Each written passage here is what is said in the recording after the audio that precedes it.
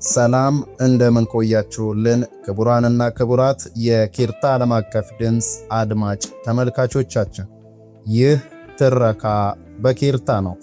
አይመለል። ደራሲ ተስፋ ገብረየስ ዘምድረከብ፣ ተራኪ ትልቅ ሰው ስዩም። በየሳምንቱ በኬርታ ዓለም አቀፍ ድምፅ በኩል ይጠብቁ።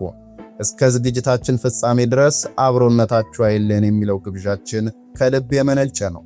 በባለፈው ሳምንት አይመለል የተሰኘውን በተስፋ ገብረየስ ዘምድረከብ ተጽፎ በልጃቸው ወርቁ ተስፋ የተዘጋጀውን የታሪክ መጽሐፍ በክፍል 10 ዝግጅታችን ምዕራፍ 3 የወራቶች ጸባይ የተሰኘውን ርዕስ መጨረሻውን ያቀረብንላችሁ ሲሆን በዛሬው ዝግጅታችን ደግሞ ምዕራፍ 4 የህዝቡ አኗኗርና የመተዳደሪያ ሙያ የሚለውን ርዕስ ይዘን መጥተናል።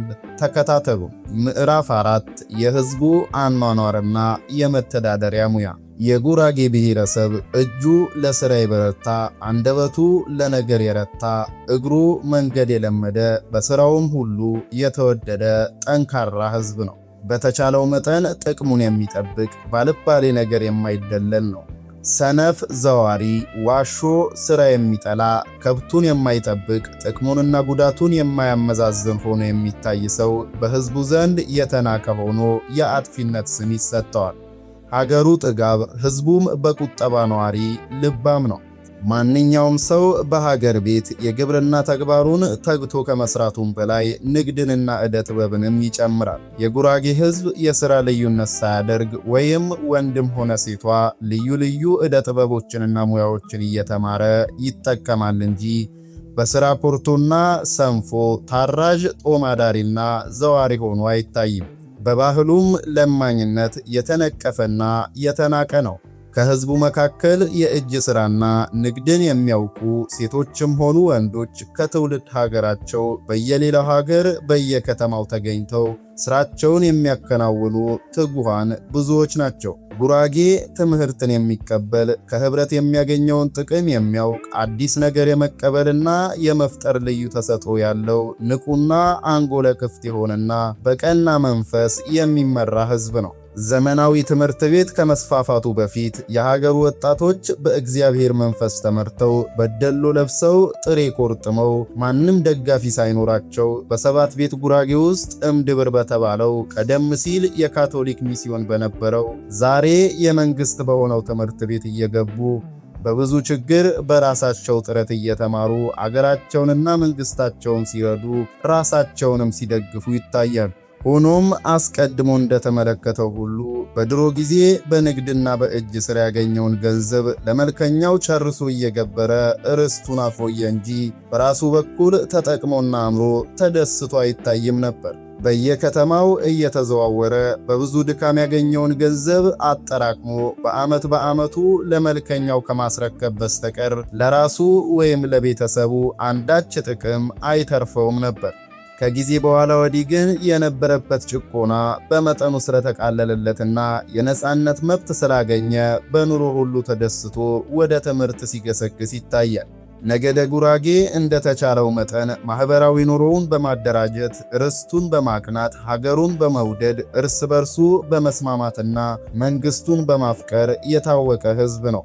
ምንጊዜም ቢሆን ጸጥታን በሚነካ ህዝብን በሚጎዳ አንድነትን በሚያፈርስ ፖለቲካ የገባበት ጊዜ አይገኝም። በፋሽስት ወረራ ጊዜም የተቻለውን ያህል በጦር ሜዳ ተከላክሎ ለጊዜው ባይሆንለትም ወጣቱን በአርበኝነት አቅን ያጣውን በውስጥ አርበኝነት ስለ ሀገሩ በጠላት እጅ እየታሰረ እየተገደለ እየተቃጠለና ልዩ ልዩ መከራን እየተቀበለ ለነጻነቱ የደረሰ ህዝብ ነው። የጉራጌ ህዝብ ከቀድሞ ጀምሮ እስከ ዛሬ በማናቸውም የጦር ሜዳ ወደ ኋላ ያለበት ጊዜ አይገኝም።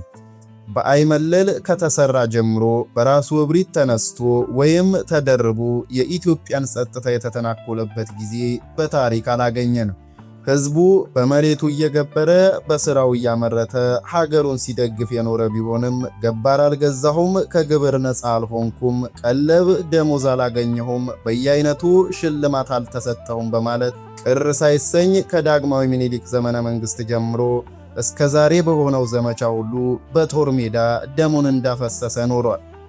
ይህም ሆኖ የዳግማዊ ምኒልክ የጦር አርበኞች በጉራጌ ዙሪያ የሚገኙትን አገሮች ሲያቀኑ አንዳንድ ጊዜ እግረ መንገዳቸውን ደርበው ይወጉት ነበር። የሚያማምሩትንም ሴት ወጣቶች መርጠው እየወሰዱ በቁባትነት ወይም በሚስቶቻቸው ተክተው በክብር ሲያኖሯቸው፣ ሚስቶቻቸው ግን ከቅናት የተነሳ ምርኮኞች ይሏቸው ነበር። ከጉራጌ ሕዝብ መካከል በሥራ ምክንያት ከሀገር ወጥቶ በዳር ሀገር የሚኖረው ሕዝብ ቁጥር ብዙ ሲሆን ከጥንት ጀምሮ ተወላጁ የኖረበትን ቀበሌ ከመውደዱ የተነሳ ወደ ትውልድ ሀገሩ ለመመለስ ይመኛል እንጂ እንደወጣ ልቅር አይልም።